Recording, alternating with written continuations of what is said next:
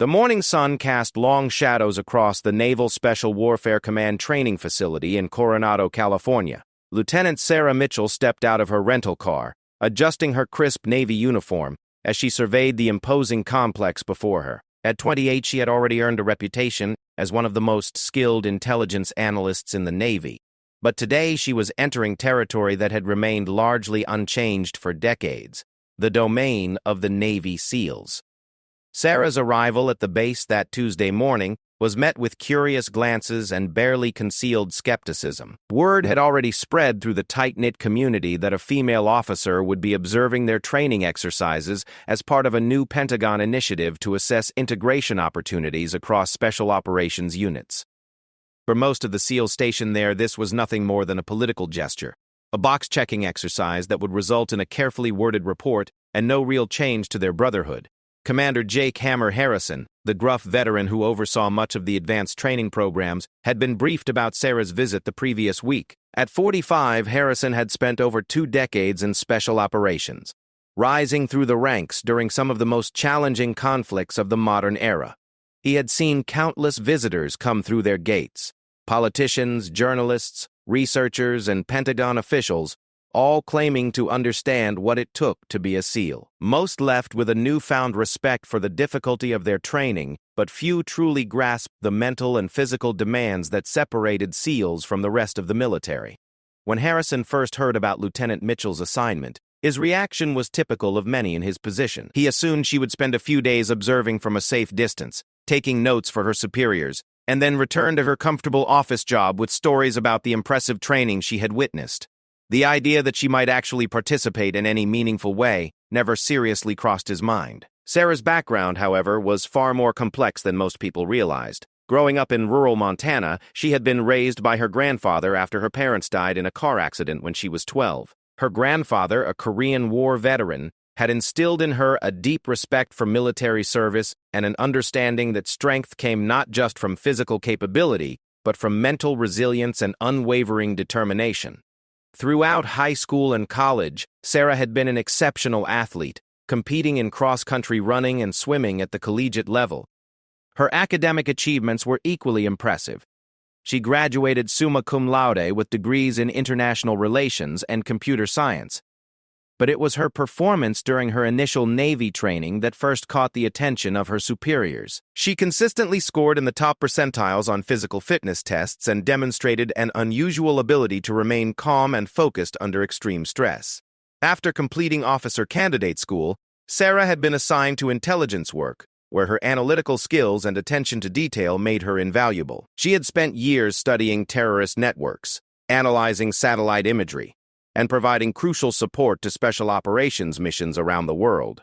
Her work had directly contributed to the success of numerous high-stakes operations, earning her commendations and the respect of the officers who relied on her intelligence. Despite her professional success, Sarah had always felt that something was missing. She had joined the Navy with dreams of serving on the front lines, of making a direct impact in the field rather than from behind a computer screen.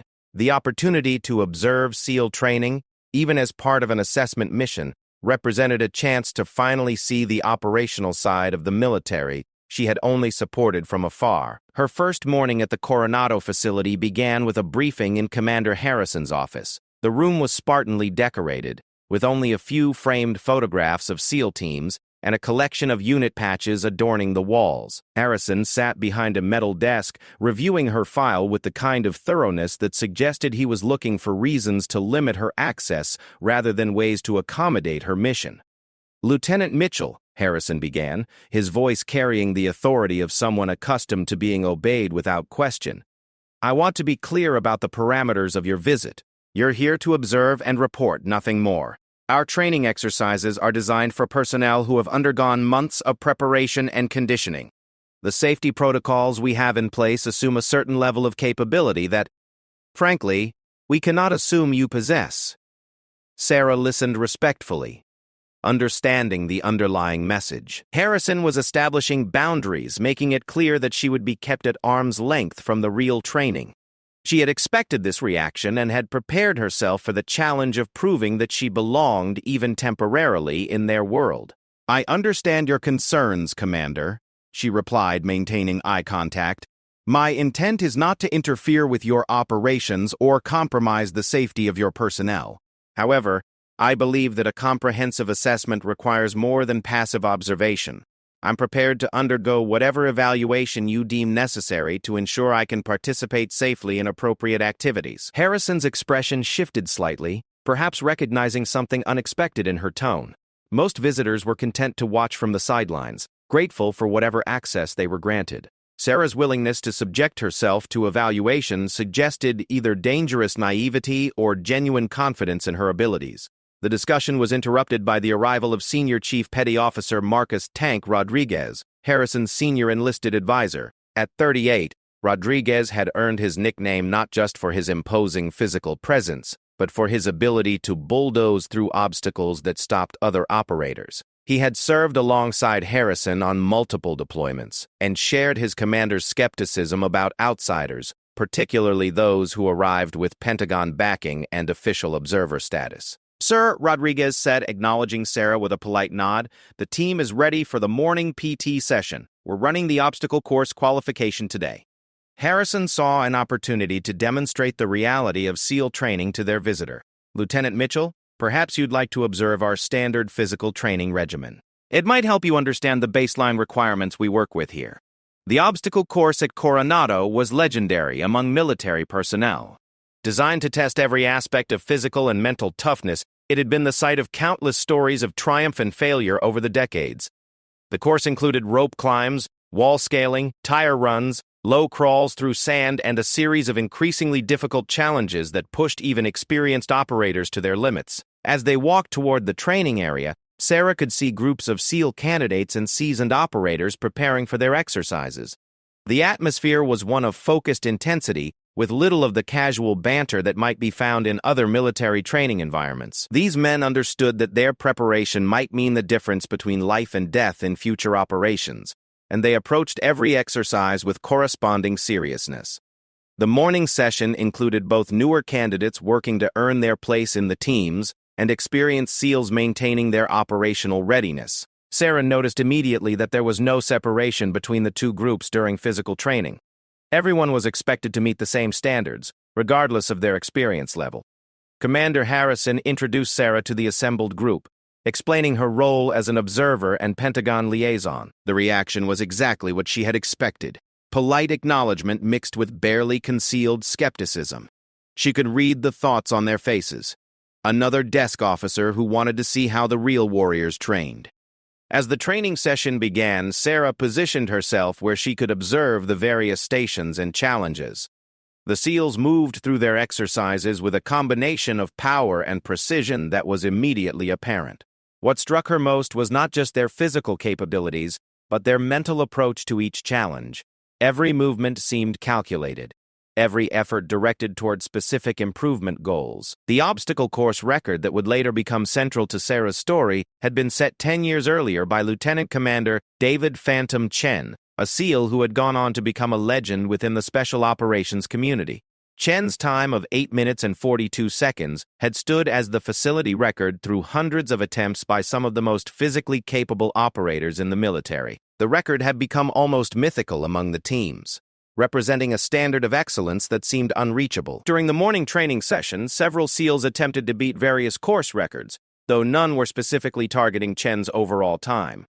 Sarah watched as operators who were clearly in exceptional physical condition struggled with individual elements of the course, gaining appreciation for the complexity of the challenges involved. Senior Chief Rodriguez noticed her intense focus on the training and approached her during a brief break between exercises. "What do you think, Lieutenant?" he asked, his tone suggesting he expected to hear the typical visitor response about how impressive and difficult everything looked. "I think," Sarah replied carefully, "that the mental component is probably more challenging than the physical one. The course requires not just strength and speed, but the ability to maintain focus and technique under fatigue." Rodriguez raised an eyebrow slightly.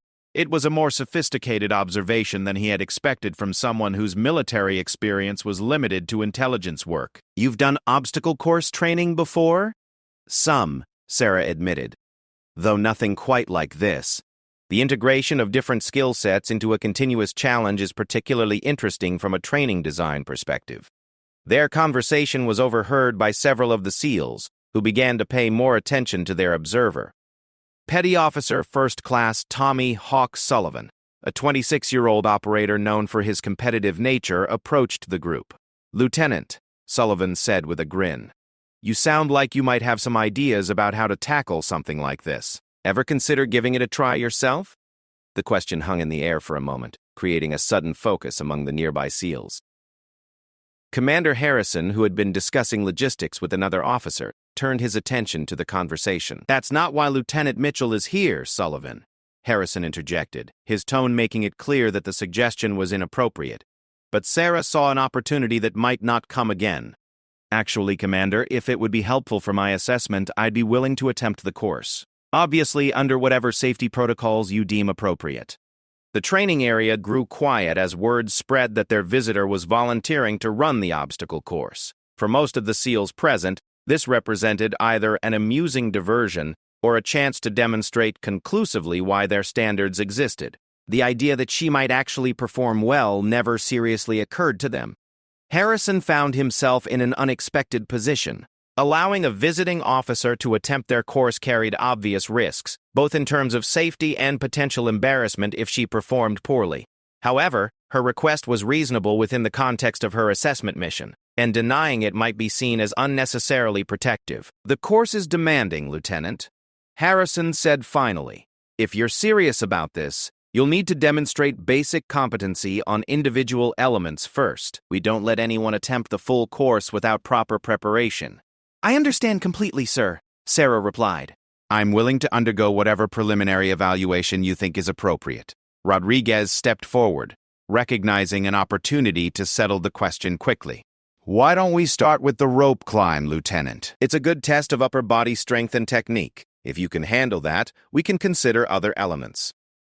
The rope climb at Coronado was a 20-foot manila rope suspended from a wooden beam.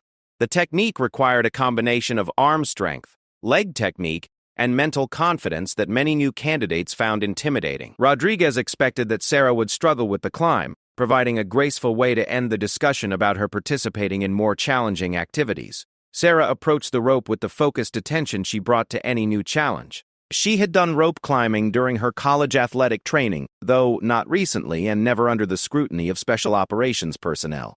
The technique came back to her gradually as she gripped the rope and began her ascent. To the surprise of the watching SEALs, Sarah climbed smoothly and efficiently, reaching the top of the rope in well under the standard time limit. Her descent was equally controlled, and she dropped to the ground with barely elevated breathing. "Not bad," Rodriguez admitted grudgingly. "How about the wall climb?"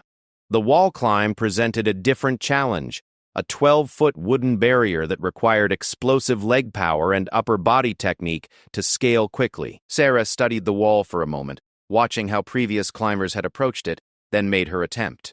Again, her performance exceeded expectations. While not as fast as the experienced SEALs, she cleared the wall cleanly and with good technique.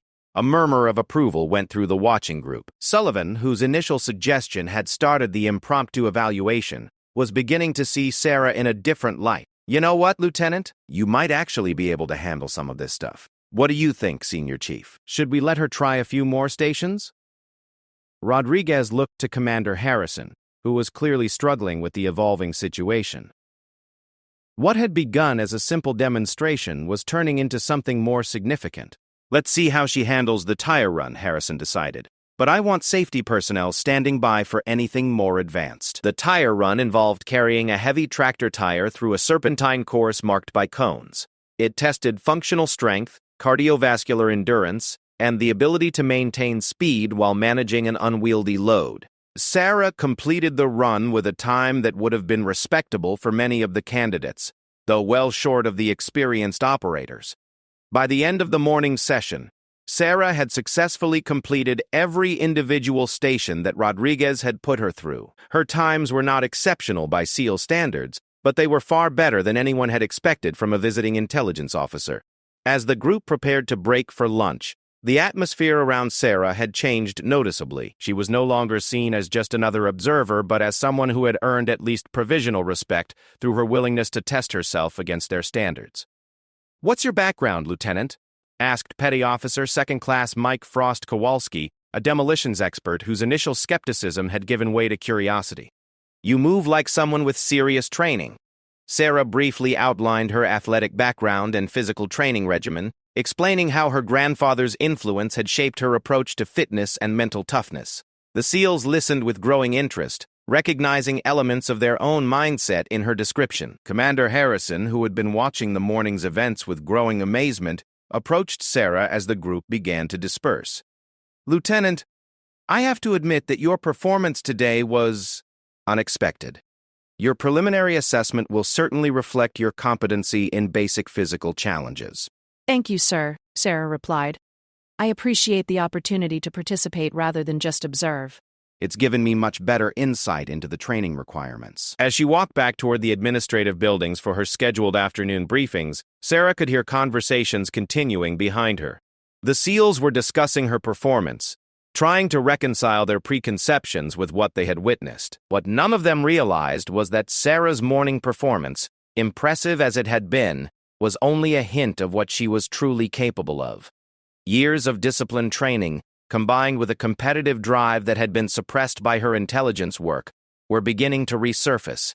The obstacle course record that had stood for 10 years was about to face its most unexpected challenger. The afternoon would bring new revelations about Lieutenant Sarah Mitchell, and by evening the entire dynamic at the Coronado training facility would be forever changed. The afternoon briefing session was held in the base conference room, where Sarah sat with Commander Harrison, Senior Chief Rodriguez, and several other senior staff members. The official purpose was to discuss training methodologies and assessment criteria, but the underlying tension from the morning's events colored every conversation. Lieutenant Commander Patricia Wells, the base's personnel officer, had joined the meeting to discuss integration protocols and policy implications. Wells represented one of the few senior women stationed at Coronado, and her presence added another layer of complexity to the discussions about Sarah's visit. Lieutenant Mitchell's participation this morning was certainly illuminating. Commander Harrison began, choosing his words carefully. However, I want to emphasize that individual station performance, while noteworthy, doesn't necessarily translate to comprehensive capability assessment.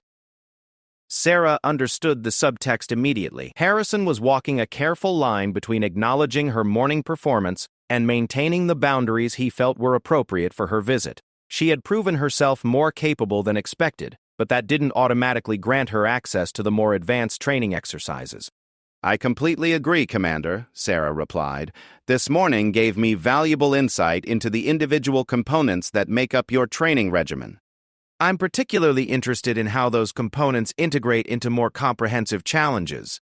Lieutenant Commander Wells leaned forward slightly. What specific aspects of integration are you focusing on for your assessment report? The question was loaded with implications that everyone in the room understood. Sarah's assessment would ultimately influence Pentagon policies regarding special operations integration, potentially affecting the careers and traditions of everyone present. Her answer would signal whether she was approaching the assignment with predetermined conclusions or genuine analytical objectivity.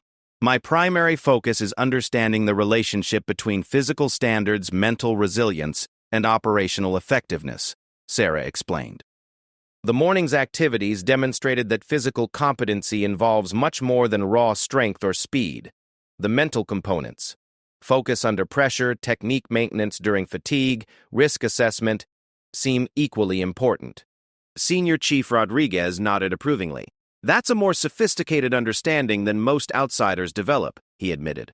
The physical standards aren't arbitrary. They correlate directly with operational requirements. The discussion continued for over an hour, covering training philosophy, selection criteria, and operational effectiveness metrics. Sarah asked detailed questions about injury rates, performance tracking, and the relationship between training scores and field performance. Her questions demonstrated a deeper understanding of military training principles than her observers had expected. As the formal briefing concluded, Commander Harrison made a decision that surprised everyone present. Lieutenant Mitchell, given your demonstrated competency this morning and your analytical approach to our training methods, I'm prepared to offer you additional access to our advanced training exercises. However, any participation would require comprehensive safety briefings and specific performance benchmarks. Sarah felt a surge of excitement that she carefully controlled. I would appreciate that opportunity, sir. What would the requirements involve? You would need to pass our standard water competency test and demonstrate proficiency in advanced obstacle techniques, Rodriguez explained. And you would be accompanied by safety personnel at all times. Lieutenant Commander Wells interjected with a practical concern. Commander, we should consider the precedent this sets and the potential policy implications. Lieutenant Mitchell's performance capabilities may not be representative of broader integration questions. It was a valid point that highlighted the complexity of Sarah's position. Her individual capabilities were becoming divorced from the broader policy questions that had originally brought her to Coronado. Whatever she accomplished during her visit would inevitably be interpreted through the lens of integration debates, whether that was her intention or not. I understand the complexities involved, Sarah said carefully. My goal is to provide the most accurate assessment possible of training requirements and standards. If additional participation helps achieve that goal, then it serves the mission. If it becomes a distraction from objective analysis, then it should be reconsidered. Her response demonstrated the kind of balanced thinking that military leaders valued, and Commander Harrison found himself increasingly impressed with her approach to the assignment. Sarah was managing to pursue expanded participation without appearing to grandstand or make political statements. Very well, Harrison decided. We'll schedule the water competency test for tomorrow morning, followed by advanced obstacle work if you pass. But I want to be clear about expectations. These are not modified or simplified versions of our standard tests. You'll be held to the same standards as our operators. The meeting broke up with plans for Sarah to undergo additional testing the following day. As she walked back to her quarters, she reflected on how dramatically her visit had evolved from its original scope. What had begun as a straightforward observation assignment was becoming something much more significant. That evening, Sarah spent time reviewing technical manuals and training protocols that Commander Harrison had provided. The water competency test would involve swimming, underwater navigation, and survival scenarios that tested both physical capability and mental composure. The advanced obstacle work would include elements she had not attempted that morning, some of which carried genuine risks even for experienced operators. She also spent time considering the broader implications of her evolving role at Coronado. Every action she took was being observed and evaluated by personnel who would form opinions about integration possibilities based on her performance. The weight of that responsibility was substantial, but it also motivated her to perform at the highest possible level. The next morning arrived with unusually high surf conditions, which Senior Chief Rodriguez noted would make the water competency test more challenging than normal. The Pacific Ocean off Coronado was known for its powerful currents and cold temperatures, conditions that had challenged even experienced SEALs over the years. And Sarah arrived at the beach training area to find several instructors and safety personnel already preparing for the day's exercises. The water temperature was 58 degrees, requiring exposure suits for extended training but still cold enough to affect performance and decision-making. The surf was running 4 to 6 feet, creating conditions that would test swimming technique and water confidence. Petty Officer First Class Danny "Shark" Martinez, the lead swimming instructor, briefed Sarah on the test requirements. She would need to complete a 1,000-meter ocean swim, followed by underwater navigation exercises, and finish with survival floating for 20 minutes. Each component had specific time standards and technique requirements that had been developed over decades of operational experience. The ocean doesn't care about your rank or your intentions, Martinez explained as they prepared to enter the water. It only responds to technique, mental toughness, and respect for its power. If you're not completely confident in your swimming ability, now is the time to reconsider. Sarah appreciated the serious tone of his briefing. Martinez wasn't trying to intimidate her, but was ensuring she understood the genuine risks involved.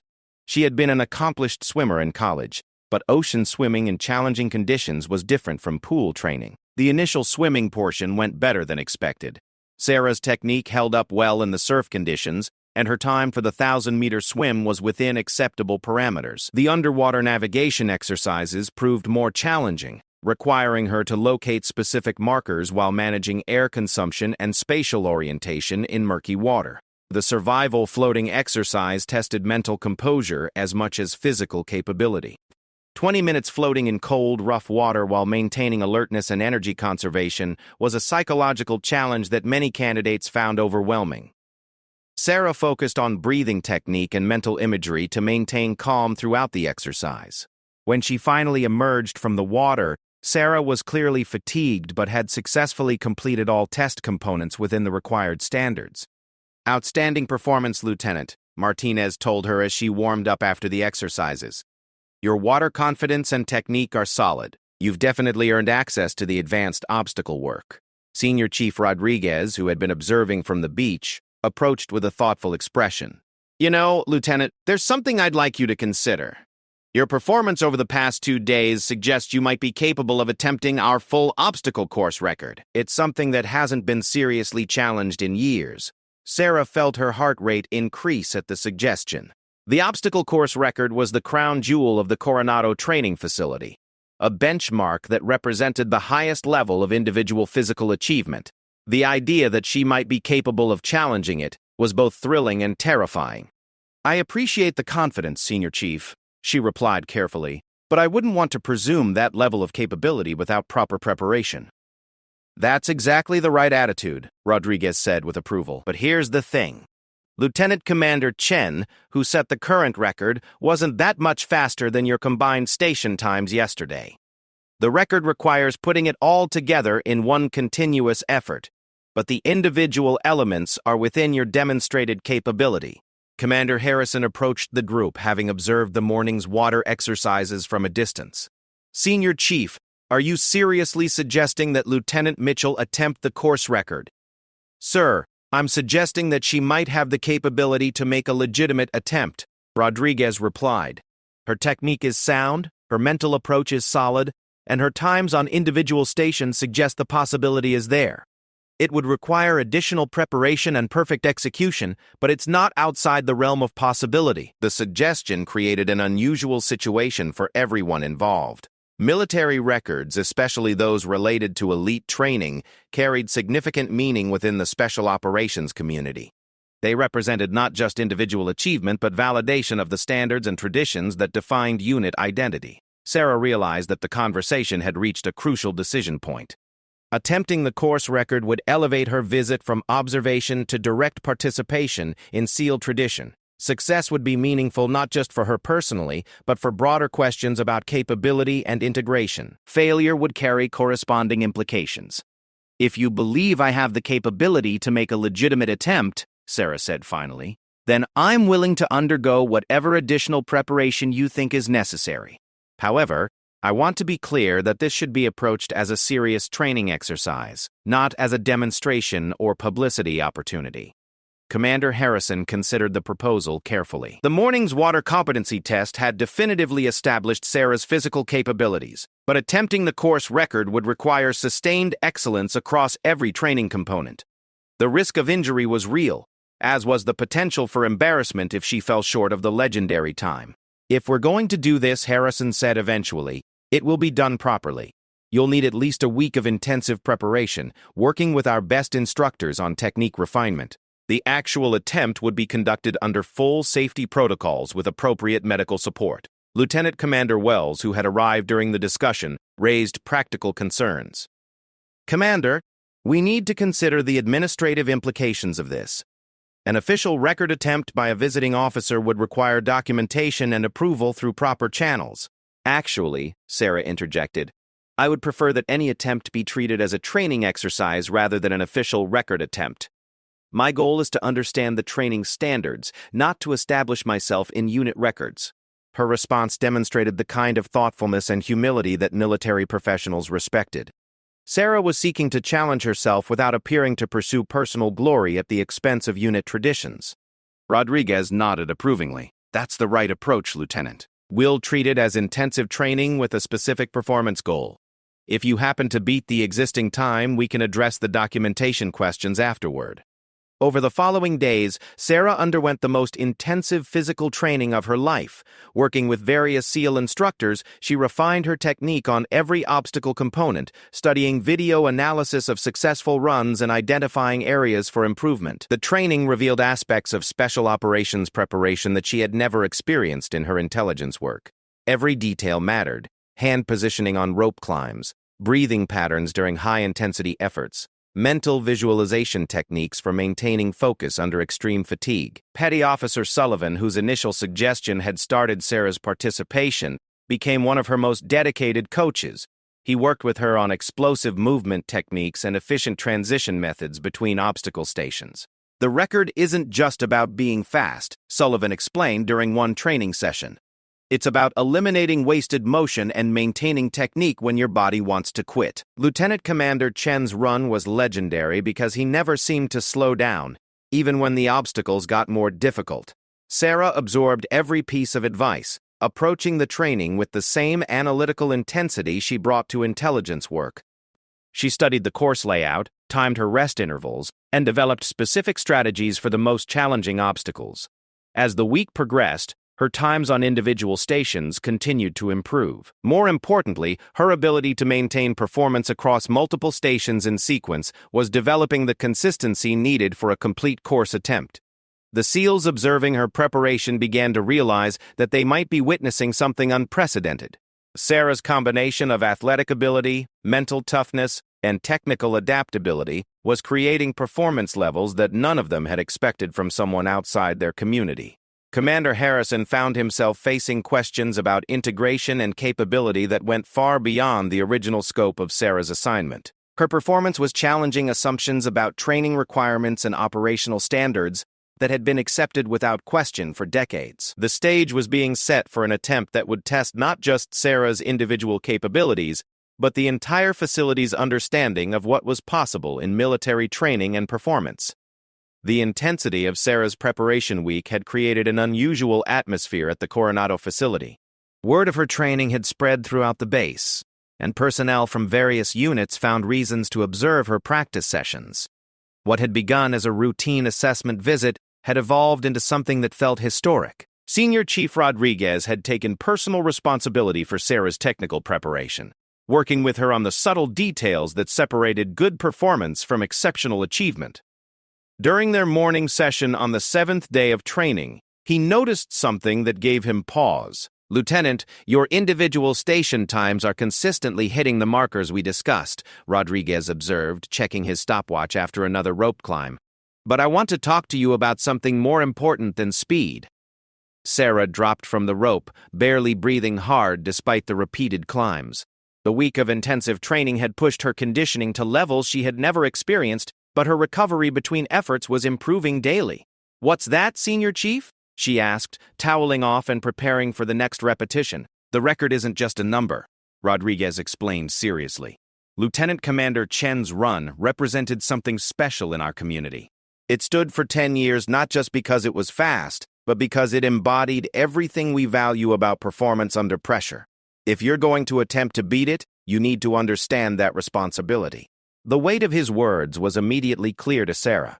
She was no longer just training for a personal challenge, but potentially taking aim at a symbol that held deep meaning for the SEAL community. The decision to proceed would need to account for far more than her individual capabilities. "I understand the significance, Senior Chief," Sarah replied thoughtfully. "If my preparation has reached the point where a legitimate attempt is possible, then I want to approach it with the respect it deserves. But I also don't want to overstep my role here or diminish the meaning of existing achievements." Their conversation was overheard by Petty Officer Martinez, who had been working on technique refinement for the water obstacles. Martinez approached with the kind of serious expression that indicated important concerns. "Senior Chief, I've been thinking about this whole situation," Martinez said.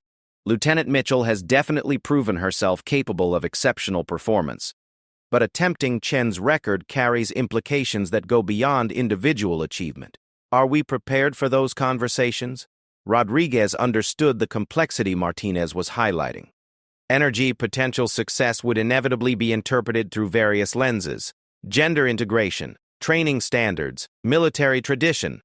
Her performance would be analyzed and debated far beyond the Coronado facility. "That's exactly why we need to approach this correctly," Rodriguez replied.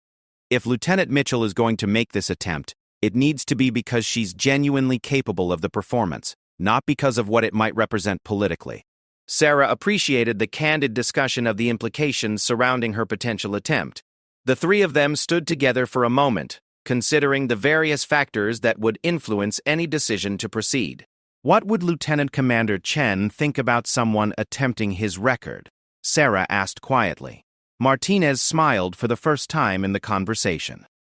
Actually, I can answer that directly. Chen is currently stationed at Naval Special Warfare Development Group on the East Coast. Senior Chief Rodriguez and I both served with him on previous deployments. He'd want any challenger to earn it through legitimate performance regardless of who they were. The revelation that Chen's former teammates were directly involved in Sarah's training added another layer of meaning to the potential attempt. These men understood both the technical requirements and the personal significance of the record they were helping her prepare to challenge. Commander Harrison approached the group, having observed the morning training session from his office windows. Over the past week, he had wrestled with the evolving nature of Sarah's visit and its implications for his command. "Lieutenant Mitchell," Harrison said formally, "I've been reviewing your training progress and performance data. Your preparation has been exemplary, and your times suggest that a legitimate record attempt is possible. However, I want to discuss the parameters under which such an attempt would occur." Sarah stood at attention, recognizing the official nature of the conversation. "Yes, sir. First, any attempt would be unofficial in nature, conducted as a training exercise rather than a formal record challenge," Harrison continued. "Second, full safety protocols would be in effect, with medical personnel standing by and authority to halt the attempt if conditions become unsafe. Third, the attempt would be witnessed by appropriate personnel and documented for training purposes." The conditions were exactly what Sarah had hoped for: an opportunity to test herself against the legendary standard while maintaining appropriate respect for military protocol and safety requirements. "Sir, those parameters are completely acceptable," Sarah replied. "When would you like to schedule the attempt?" "Tomorrow morning, 0600 hours, Harrison said decisively. "Weather conditions are expected to be ideal, and we'll have full instructor support available. Tonight, I suggest you focus on rest and mental preparation rather than additional physical training." As the group dispersed to prepare for the following morning, Senior Chief Rodriguez pulled Sarah aside for a final conversation about mental approach and race strategy. "The thing about Chen's record," Rodriguez explained as they walked toward the course, "is that it required perfect execution across every single obstacle. He never had a bad station, never lost momentum, never made technical errors. Beating that time will require the same level of consistency." Sarah studied the course layout one more time, visualizing her approach to each obstacle and the transitions between them. The complete course included 14 different challenges, ranging from rope climbs and wall scales to tire carries and low crawls. The total distance was nearly 2 miles, with elevation changes and varied terrain that tested different muscle groups throughout the run. "What was Chen's strategy?" Sarah asked. "Did he pace himself early or attack from the beginning?" "He started fast and somehow got faster," Rodriguez replied with admiration. "His splits showed negative progression through almost the entire course. It was like watching someone who had found another gear that the rest of us didn't know existed." The description both inspired and intimidated Sarah. Matching Chen's performance would require not just physical capability, but the kind of mental toughness that allowed sustained acceleration under extreme fatigue.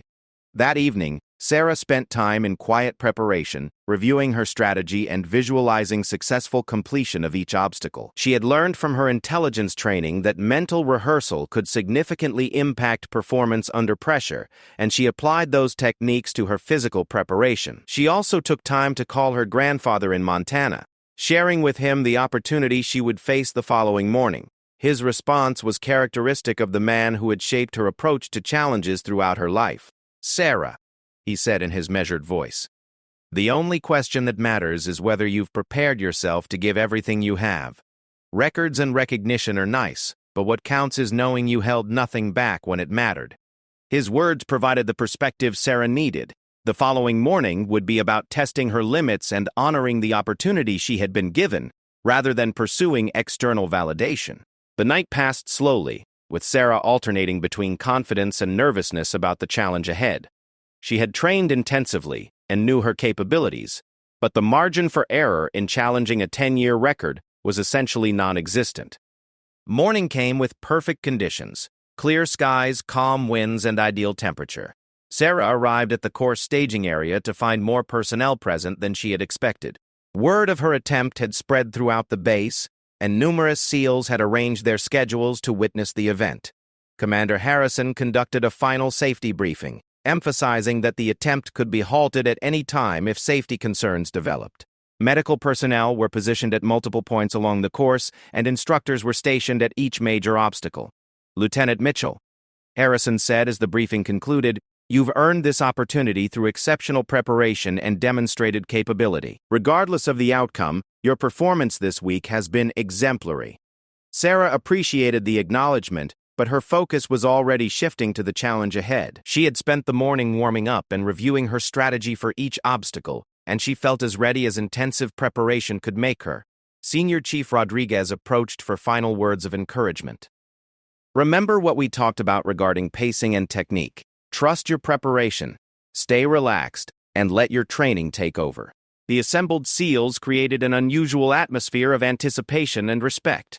These men had seen countless training attempts over the years, but the potential significance of Sarah's effort was apparent to everyone present. Lieutenant Commander Wells was present to document the attempt for administrative purposes, though everyone understood that any official recognition would depend on Sarah's performance and subsequent command decisions.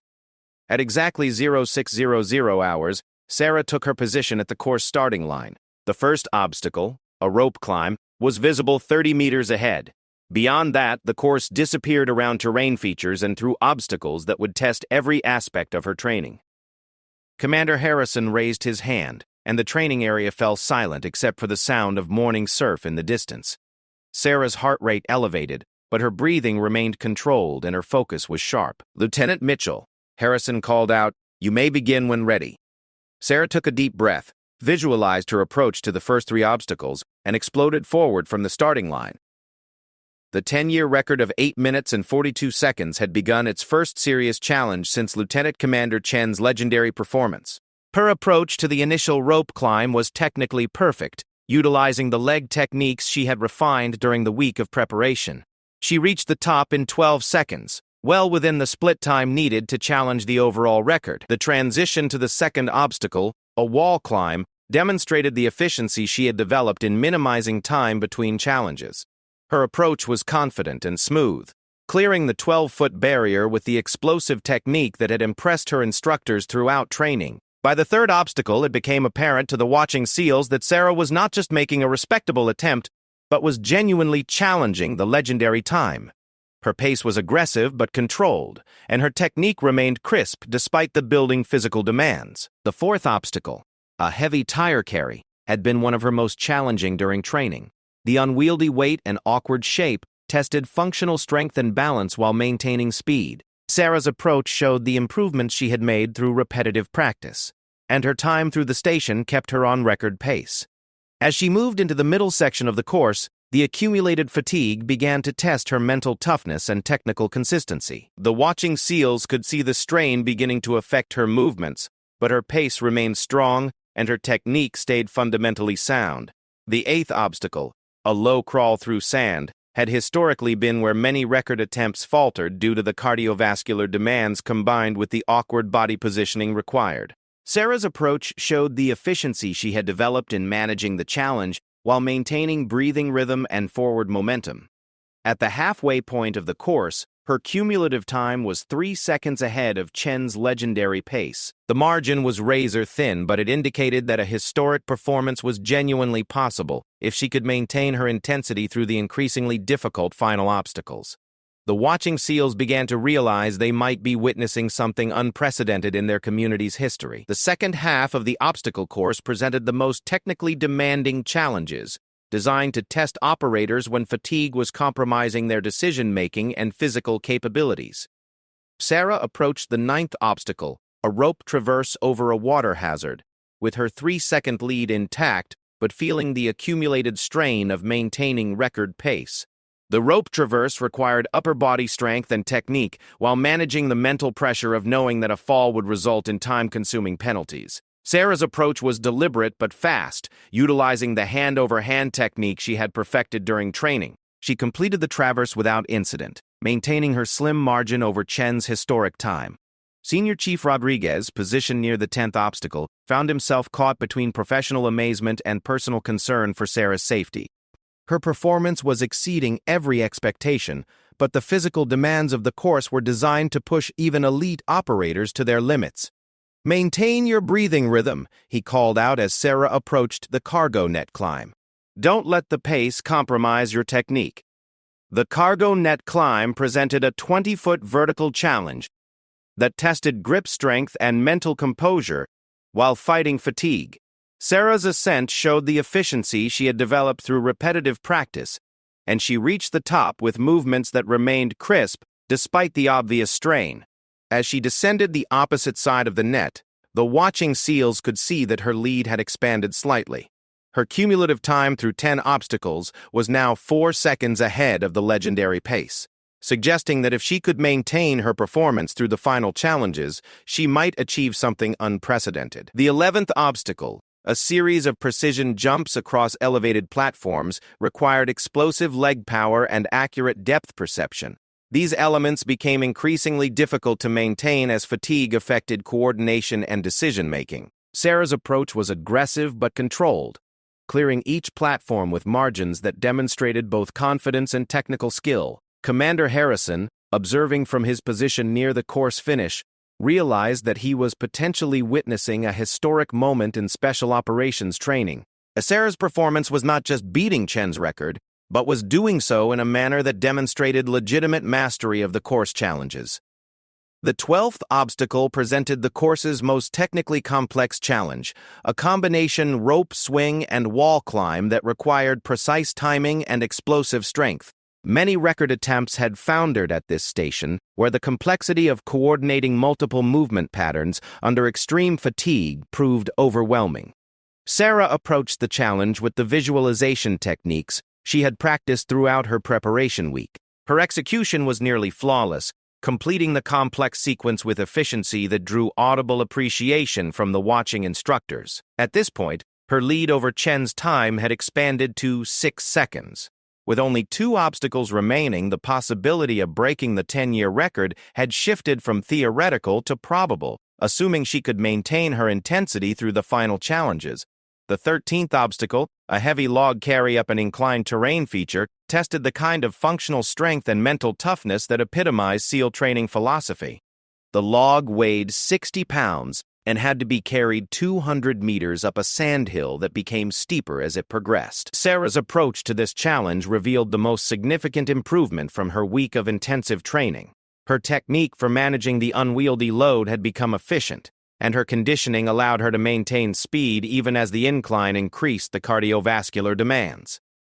Petty Officer Martinez, positioned at the top of the hill, was amazed at Sarah's pace and technique. "Outstanding form, Lieutenant," he called out as she crested the hill. "One obstacle left, and you're well ahead of record pace."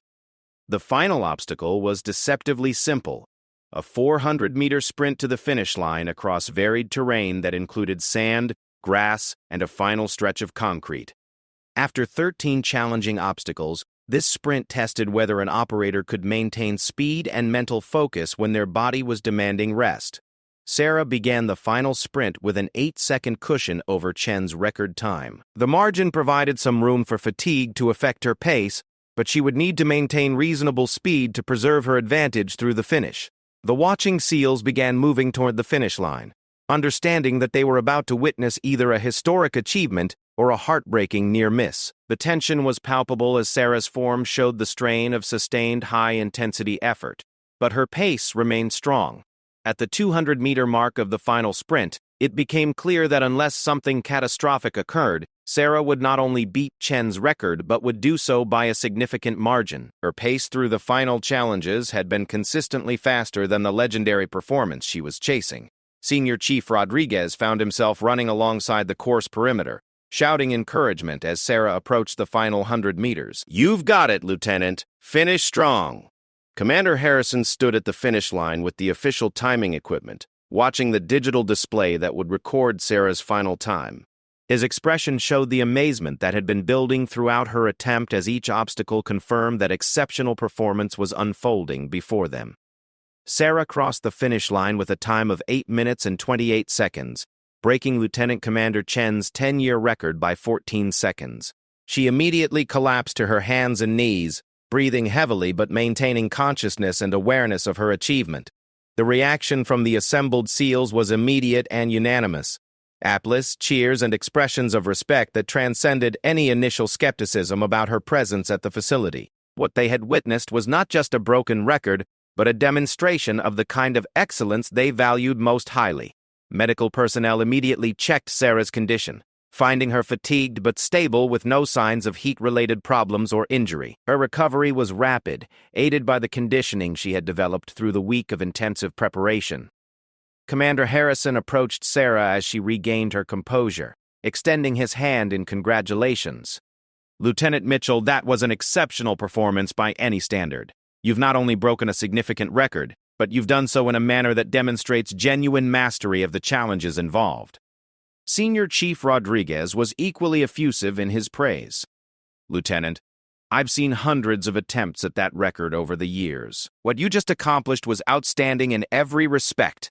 Chen would be proud to see his record broken by someone who earned it so completely." As word of Sarah's achievement spread throughout the base, personnel from various units arrived to offer congratulations and witness the aftermath of the historic performance. The atmosphere was one of celebration, tempered by respect for the significance of what had occurred. Lieutenant Commander Wells documented the achievement with photographs and official timing verification, though the administrative implications would need to be addressed through appropriate command channels. Sarah's performance had created questions about record recognition and policy implications that extended far beyond the Coronado facility. In the hours following her record-breaking run, Sarah found herself reflecting on the journey that had brought her to this moment. What had begun as a routine assessment assignment had evolved into a personal challenge that tested every aspect of her capabilities and character. The response from the SEAL community was overwhelmingly positive, with even the most initially skeptical personnel acknowledging the legitimacy and impressiveness of her achievement. She had earned their respect not through political considerations or special accommodation, but through demonstrable excellence in the challenges they valued most highly. Petty Officer Sullivan, whose initial suggestion had started Sarah's participation in training exercises, approached her during the post-performance debriefing. "Lieutenant, when I first suggested you try some of our obstacles, I never imagined it would lead to this." What you accomplished today changes how a lot of us think about capability and potential. The broader implications of Sarah's achievement began to emerge in conversations throughout the day.